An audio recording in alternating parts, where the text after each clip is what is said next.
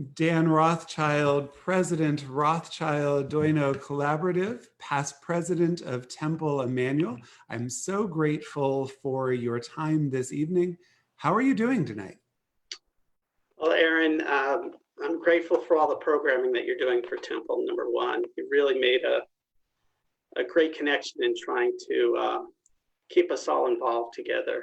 How am I doing tonight? You know, from a health standpoint, thankfully, myself and my family, we're doing well. We're practicing all the CDC guidelines. We've been able to stay safe.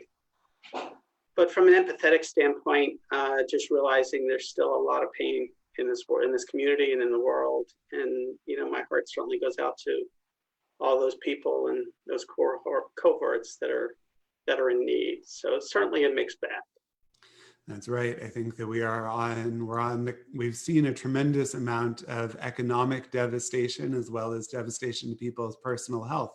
And it seems like we're on the precipice of even more, which is deeply concerning and troubling. Tell us where you are at right now. Right now I'm in my studio, my Zoom studio, which is really my dining room. I'm sitting at a table, which was my grandfather and grandmother's table from Brooklyn. So this table is probably 100 years old. I inherited it when my father passed away. And you can see behind me is the matching little armoire. So what's interesting in our house, the dining room was infrequently used. And all of a sudden now I'm here 8 or 9 hours plus a day sitting and thinking of all the stories that went on at this table. If the chairs could only talk, you know. Absolutely. And if those chairs could have only speculated as to what you would be doing at the table now, it would have blown their mind. Yeah, I do remember as a little child going to their apartment in Brooklyn, you know, having dinner, you know, at this table. My grandma would make beautiful lemon meringue pies, and yeah, quite a memory. What a wonderful memory.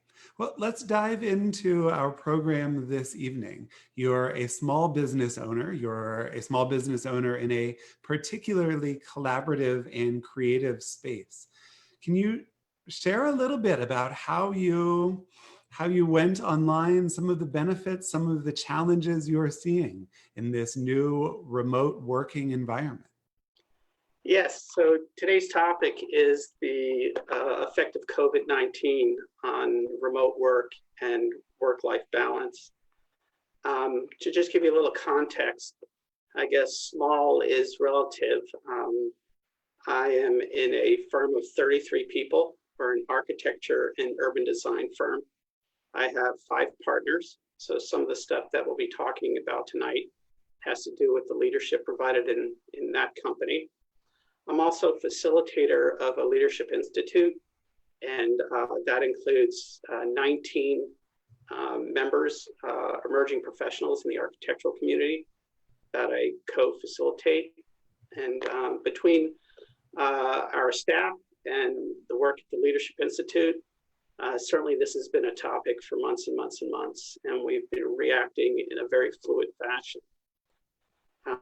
To set the table, in our firm, before COVID-19, we had spent a year doing additional programming on equity, diversity, and inclusion in our profession. And this is something that's certainly not particular to our profession, but certainly there are many workplaces who are trying to get a better understanding of how to make a more welcoming, open, and supportive workplace. During that time, it gave us particular focus on the additional diversity in our firm. What I mean by that, Aaron, is you sit in your office and you look at the sea of people that's there, and you do recognize that there's unique individuals and personalities. But with remote work and COVID-19, it's given us even a deeper level of understanding the diversity of our staff in relationship to working at home.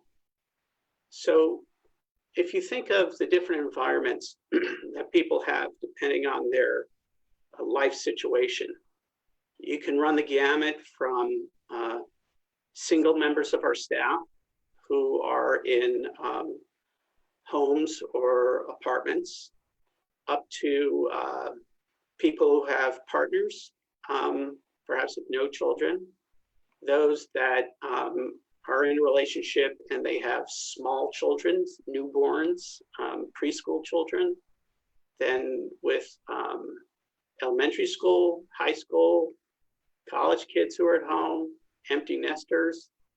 All of a sudden you see remote work would have an effect, a very different effect on people's outlook on what this is like. So, if you run the gamut of human emotion from, pain over here to utmost joy over here, you begin to see a range of what happens with remote work. You have people saying, I love this. I'm at home for these reasons. I'm experiencing life in a different way. I'm seeing more of a balance. Wow, isn't this wonderful? The other end of the spectrum, you could see people who are feeling isolated. You could see people who are missing the connections that they so forcibly need. And it's not like you're stuck on one side or the other. From day to day, I can think of today, there are times I felt both of those. I felt that I missed being in a social environment, but I also felt, wasn't it great? I could go out and water the lawn or watch my daughter do a jigsaw puzzle. She's working on a 1,000-piece jigsaw puzzle. So it's tough. It's tough. And I think one of the things that's very clear is when COVID-19 first broke out, there was a lot of focus on the physical health and the outcomes, the terrible outcomes that would happen with this, from the asymptomatic part of it to the lack of, proper equipment and everything in between. The mental health aspect of this wasn't initially as front and center. It seemed like almost months before that started to raise its head. And as the owner of a business and the leader of this leadership group, the focus on mental health has been very interesting, trying to understand, how we can support our staff in these very new times. And that's been one of the biggest challenges, to answer your question, is trying to get a feel for the customization of personnel and management, human resource issues that typically we thought we were doing a pretty good job understanding the diversity, of our staff. This has taken it to a different level. Absolutely, and it becomes more of a challenge to get to check in, even to, you mentioned the range of emotions one might feel and how quickly we might move on that spectrum. It's also a challenge to ascertain at any given moment where someone is. We're missing many of those cues we might otherwise get in the workplace. Yeah, so what's interesting, we tried to transfer some of the things that we did normally as an office to keep together as a collaborative. So as our name implies, Rothschild Donor Collaborative, we're so serious about collaboration that we changed our name back in 2008 to put that front and center. So we have rituals in our office that are very timely during the week. On Monday mornings, we get together as an entire staff. Tuesday lunches, we have leadership lunches. Thursday, we have continuing education. We have project manager meetings. Friday, we have social events. So we tried to institute those remotely.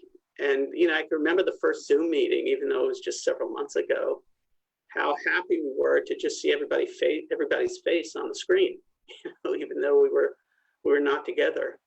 So keeping those rituals for us was very important. We do end each week with a Zoom happy hour. And even in between, there's been creative programming that some of our staff has put together where we've done scavenger hunts and other little Zoom games that they find on the web. So it's important to try to keep some of the rituals, I think, that you had. And even though we're not face-to-face, seeing people's body languages acutely, it becomes our virtual community, just like what you're doing here at Temple. You made this transition, as all of us have, pretty quickly. And I'm curious, we've talked a little bit about the emotional side, from the productivity and output to the technology to just, again, the human emotions. Have the hiccups been ironed out from those early days, or do you continuously see new challenges popping up? There are definitely new challenges popping up. So to just take a step back, while we were studying equity, diversity, inclusion in our office, it did migrate over to remote work because we figured when we heard about some of the needs of the diverse needs of our staff, we saw family situations where perhaps it was two couples working, trying to understand how to fill in the gaps in their childcare, and what they wanted to perhaps have some flexibility to work remotely. And the irony is, you talk about how quickly we made the switch. I remember back in February wrestling with the question, like, with 33 people, could we afford to have just a small portion of the staff take off on Fridays, maybe work 4 days, and could we really survive with just a few people taking off on Friday? I mean, that was like the big ask. And, we're wrestling. I don't think this would work. We're so collaborative. We work together in our alcoves and we're standing together in a desk. We can't do this, would really break us up. And then the switch goes, how about 100% of your office working 100% remotely for the next 6 months? And then that's the scale change. And we are now in our 9th week. We started on March 16th, and actually March 9th. And the challenges really have been both aspirational and technological. What I mean by that, our industry happens to be a very technologically focused industry. We have a lot of high-powered computer programs, and a result, in schools, graduates come out with very strong technical skills, computer skills. So one of our partners had a lot of foresight in taking the week before of remote, increasing the bandwidth in the office, trying to get set, and then it was like ready, set, go. Friday ended, and Monday we were up and running virtually. The challenges have been, as we get more and more familiar with tools, we find that there are better and better tools out there. So we're constantly saying, well, this was good this week, but now let's look at this. So it is going to our strengths. That's not true with all industries. And frankly, there are some things that we're doing that are more productive. So some of the graphic programs that we have are really helped by some of the technology. About 6 months ago, we bought everybody in our office iPads and iPad Pros because of the graphic capabilities. And now we're able to just draw and export, import, overlay just as quick as an email. And it was nice that we had that set up before we went. But technology is a beast. I remember, our firm has been in business 32 years. And I remember there's a point in time where I thought, okay, if I just bought this next computer, I'll finally be done. Get the next IBM XT and we're done, and wow, wasn't it done? It wasn't until we were well into this to know that you're never done. And working remotely is one of those challenges. And I sent you a cartoon. If you have the ability to share, I'm going to take a little tangent to talk about remote work technology. So if everybody can see this, this is a cartoon that talks about the difference between equality and equity. And I'm going to use this cartoon to discuss remote work environments at home. And this is something that our office is dealing with right now, Aaron. So we were thinking, because of the diversity of our staff, just like every staff, we really don't have a microscope on what everybody's individual workspace is like. whether you're in this type of housing or that type of housing. So initially, we were thinking of, well, maybe we should give a stipend to every staff member to make their workspace more comfortable, whether it be a flower or a chair or this or that. And that is shown in the equality side. And what this cartoon shows are three people at two different heights trying to look over a fence at a ball game. And when you give everybody the same thing, the tall person actually could see over the fence before he got the soapbox. The person in the middle can now see over the fence. That helped that middle person. But the person on the right still can't see over the fence. So giving everybody the same doesn't work. So what we did in our office recently, we sent out a survey, and this would be not anonymous, but confidential, to tell us what your needs are at home. And if you can see in the equity slide, the shorter person needed 2 boxes to see over the fence. The tall person really didn't need anything. So right now we are in the process of reviewing those surveys and trying to make our staff comfortable and productive. So this is not self-serving only to make somebody more comfortable, but we want people to be efficient and productive and to have pride in their workplace. So I think that's an important thing for business owners to understand, that in thinking of equity, diversity, and inclusion, we're now talking about something that wasn't on the table before, and that is making remote work environments even, or as even as we can. So that's one of the ways that we're trying to approach this.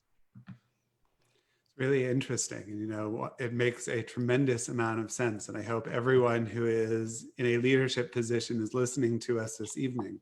One of the things you and I were talking about before as we were putting this program together is time and what it is to have such a warped sense of time. Some have been comparing it to Groundhog Day. I posted on Facebook, on my personal social media page, a public service announcement that today is Wednesday.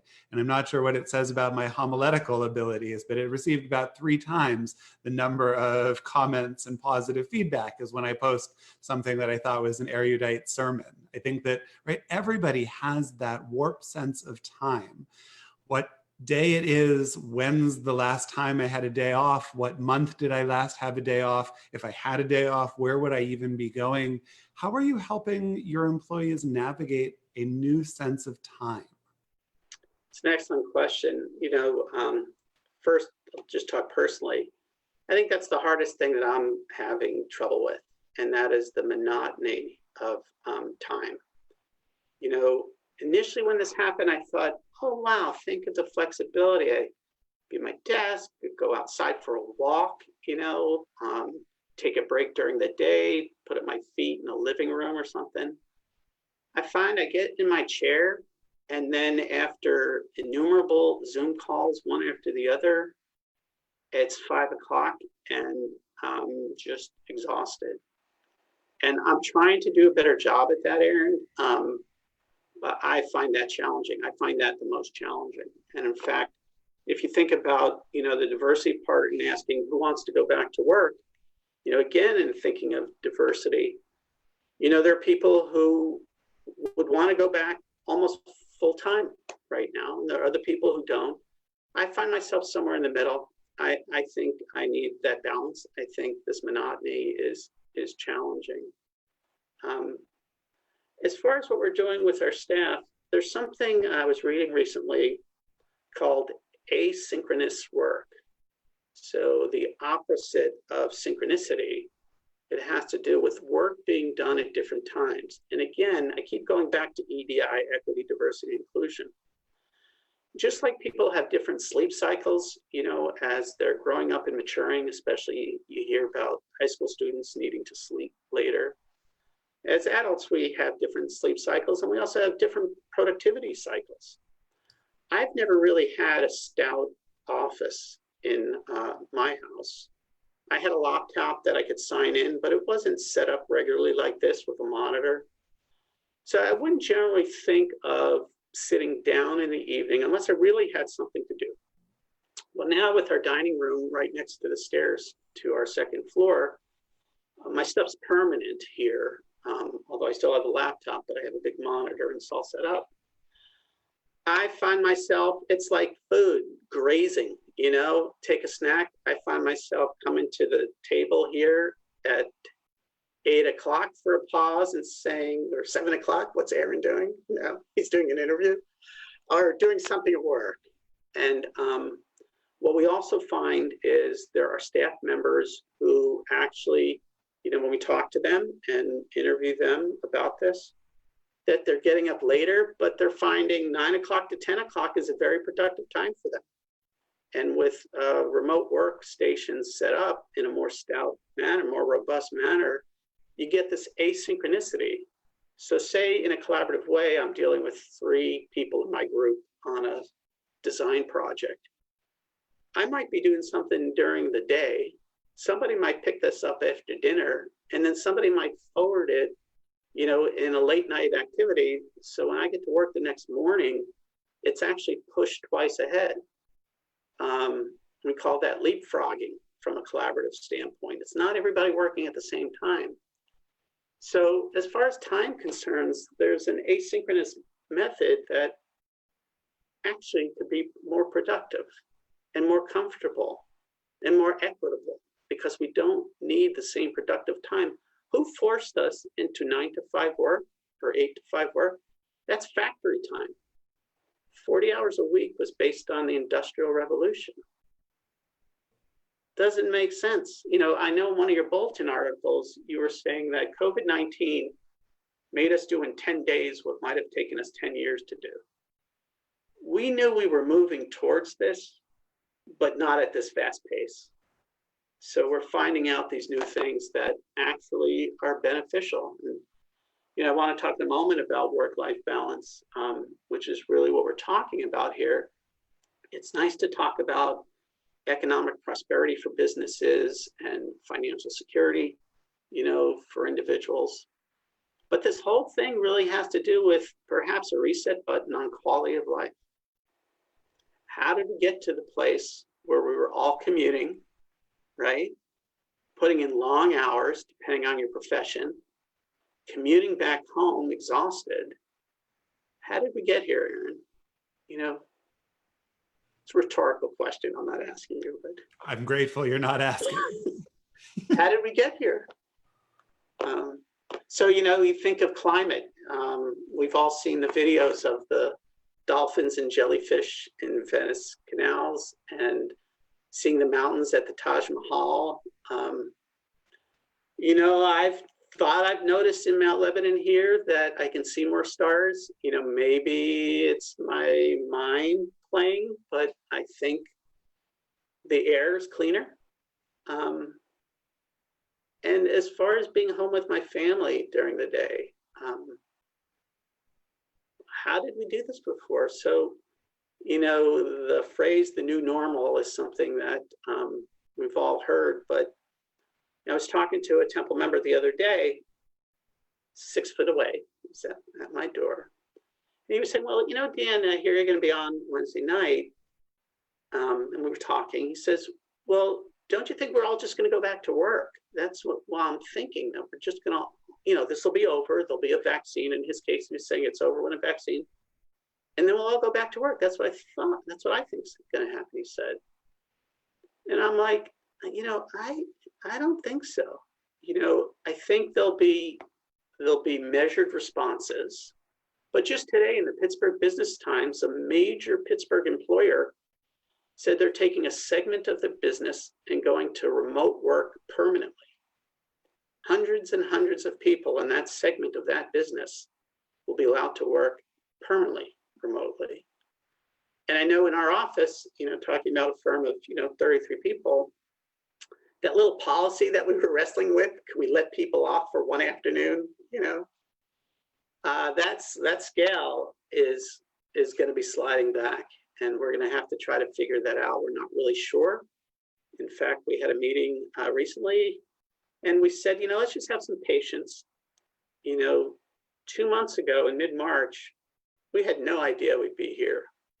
We were thinking maybe there would be a more cohesive response, more orderly response, a more national, based response, we could be here for a while. So I think at this point, it's patience as far as implementing new policies.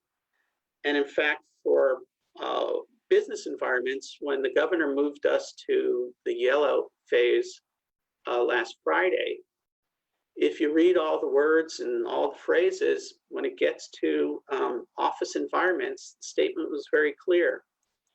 And it said, if you were able to telework before, while you were in the red phase, you must, capital M-U-S-T, you must continue to telework. So our governor is telling us for office environments, the yellow phase is really no different than red. If you were able to work before remotely, you continue to work remotely. Yellow is primarily for retail. Who knows how long yellow is going to be, Aaron? We have clients, some of who own restaurants. They're allowed to go back at 50%. Businesses don't make money at 50%. Not the ones that are set up to be 100%. Now, they may choose to get income streams and get people back to work. So who knows how long yellow is going to be for us and for the rest of the country. So getting back to your question, I think patience is a virtue, as they say. But I think as far as personal, I'm getting more in touch with my personal time clock. I don't set my alarm anymore, which is interesting. I used to have to set alarm every day to get up in time to, wash, get breakfast, get in my car and drive, 20, 25 minutes downtown to the Strip District. I just wake up now and it's different. It's different. And, I'll tell you, I'm sleeping deeper with more REM sleep, dreaming a little bit more. And, if you read some of the research at night, that's when your brain washes all the bad stuff out. So maybe this is a reset button for our personal clocks as well. Can I offer you a toddler to help with that? What's that? Can I offer you a toddler to help with that? Yeah, that's the diversity part. Been there, done that 4 times. Can I give you my sophomore in college who stays up late? We can do a switch. Maybe they can take care of each other. It'd be perfect. No, that's one of the conversations we've been having as a professional staff at the synagogue as well, that we find there are those of us who would prefer the certainty of knowing that there is a particular calendar day where they're not on the hook for any work responsibilities. And there are others on staff who say, I'd rather be a grazer. I would rather work 7 days, but here are the hours where I don't want to be plugged in.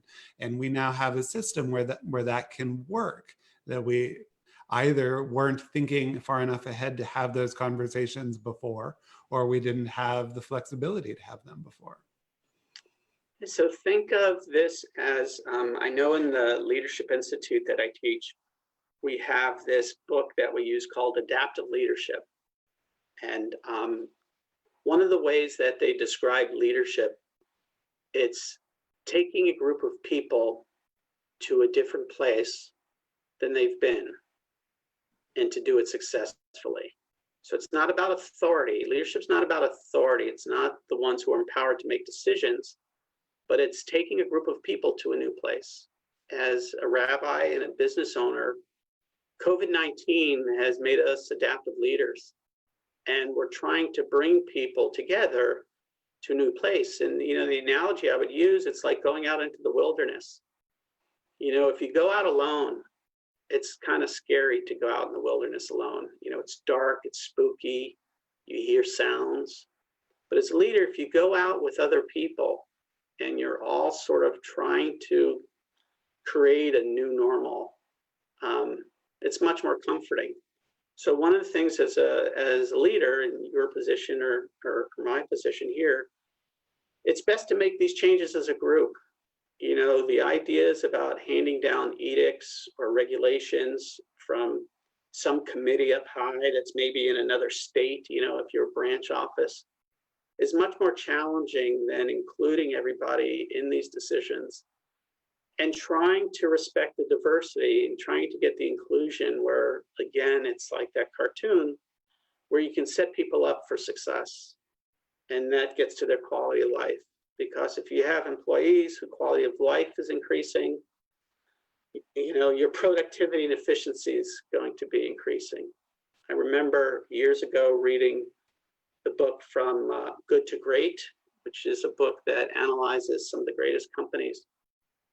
And one of the leaders said, managing a business for profits only is like playing tennis and watching the scoreboard and taking your eye off the ball. If you really want to score, keep your eye on the ball and the profits will come. I think COVID-19 is a good example of that. Keep your eye on your employees, not your profits. Keep your eyes on trying to keep the equitable diversity and inclusion running, involve people in decision-making, and go out into the wilderness as a group. And then the productivity and efficiency will follow. If you do the reverse and you're managing COVID-19 just by the numbers, I think you'll find fracturing, in your workforce. And I think that's one of the clearest things that we're trying to guide ourselves in a collaborative way. We've been talking an awful lot internally about employees, but I imagine COVID-19 and our efforts to stop its spread have had a tremendous impact on the external and how you're interfacing with clients and how you're able to work collaboratively with others in this space. Would you share just a little bit about your interactions with the community outside of the collaborative? Sure. So as architects, what some people may or may not know, about 25% of our work fees in life have to do with being on construction sites. And Pennsylvania had either the most or one of the most stringent regulations having to do with construction being shut down. There were many states that construction continued all the way through March and April. So in our return so during that time, to answer your question, nothing was happening on construction sites. But there's a lot of preparation that has to do with construction. So we were able to get paperwork flowing, get approvals and submittals flowing. But I tell you, Aaron, the first construction meeting that I had last week, where you had, 8 workers standing around in like a campfire circle 6 feet away with masks on, and you couldn't see their lips move. And you're just looking at their eyes and you're saying, I didn't know that guy had blue eyes, It was not very productive. I mean, we were all, typically our meetings are once a week. And, this week was a little more relaxed, not in our protection, but just in our understanding that you better get used to this.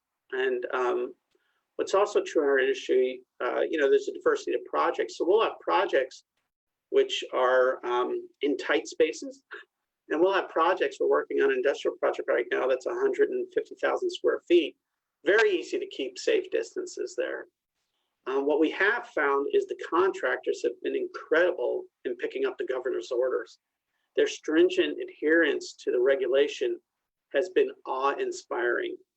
They're regulated to have a safety coordinator who's been trained on site, taking temperatures of every worker, sanitizing facilities, cleaning, extra cleaning. The other thing that is also hard is some of our projects include work where people are living there right now, renovations of apartment buildings. So you're actually not only just protecting the workers, you're protecting the residents. So I think, as far as outside there, construction sites are really challenging. And there's some things for the workers where you cannot have 6-foot distance from a safety standpoint, obviously holding heavy machinery and things. So that's been hard. As far as client communication, our clients have been very flexible. They're dealing with financial markets, trying to understand the future of their prospective businesses. What is office environment going to be like? there was a rush towards the increasing density of workplace over the last 5 or 10 years. As we moved to a more paperless society, it wasn't just going from closed offices to open offices. It was going from open offices with cubicle walls to open offices without cubicle walls. So if you look at some of the largest tech company, and even in our office, there are no cubicle wall. It's basically everybody has a 6-foot, tabletop. Well, social distancing, that just doesn't work. So you wonder what's going to happen with the density of offices, how people are going to manage this going forward. A vaccine will certainly create a lot of safety, but is this the last time something like this is going to happen? And with remote work, what's going to be the density of the workforce? If you had 50 people, do you build a space for 50 people, or do you build a space for 30 people, knowing that 40% of your workforce will actually be home at any one time? So that's certainly something that's going to affect design. And there's a lot right now about urban design and trying to understand public spaces. When you see a bench and you're an architect or landscape architect, it's a 6-foot bench, you're saying 2 to 3 people could sit there. Think of benches in Pittsburgh or New York City. Well, social distancing, that ain't the case. It's one person, per 6-foot bench. As an example, walkways, ramps.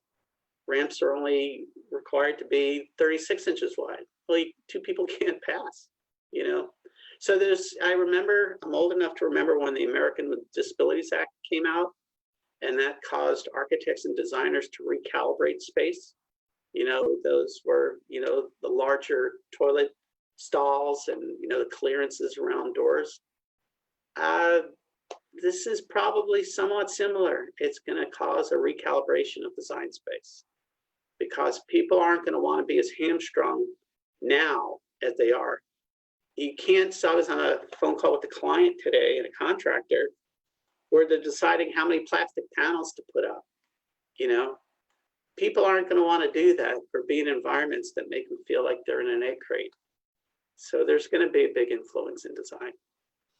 That's right. And it's important to remember that even though we hope and pray for a vaccine and a quick end to this current COVID-19 crisis, it doesn't seem like this will be our last go round, and that many of these changes may just be part of a new world order. Yeah, I'm not certainly trying to be fatalistic. Let's look at the positive side of that. If you look at Temple's population and Friday night services with remote flexibility, dare I say that it has been robust. So how can we perceive not an either or? How can we perceive a both and? I'm not just talking about worship, but talking about office. And that is, if it's both and, will we still get the same people remotely at Temple, but we would also get another cohort that would come in at safe distances to have a sense of community. We are not just content providers.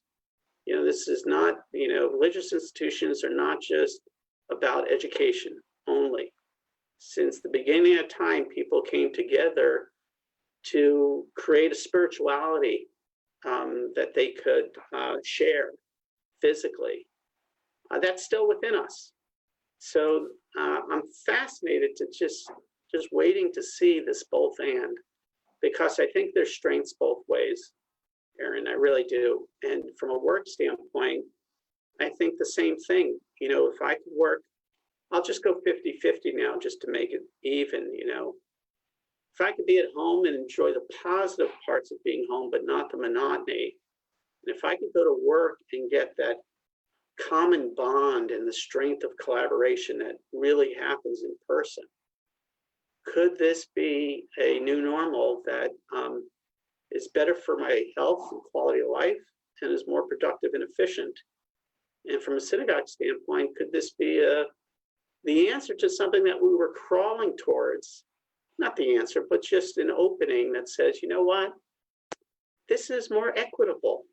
There are people in our congregation who just wants to flip the switch in their family room at 7 p.m. and through interactive technology, feel that they're there. And next week, you know what? I'm going to come on in. I'm looking forward to that, both from a business standpoint and from a worship standpoint.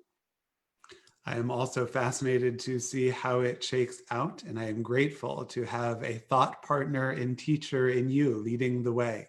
Dan Rothschild, past president of Temple, president of the Rothschild Doino Collaborative. Thank you so much for your time and insight this evening. You're welcome, Aaron. Again, thank you for this programming. It's been wonderful. I appreciate your asking me.